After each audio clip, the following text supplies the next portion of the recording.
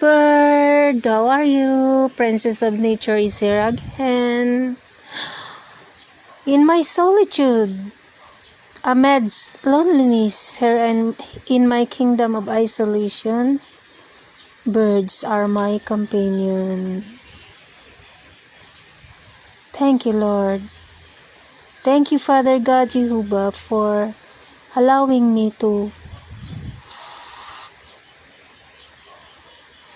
witness the wonders of your creation.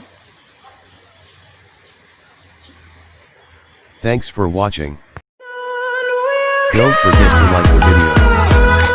And don't forget to subscribe.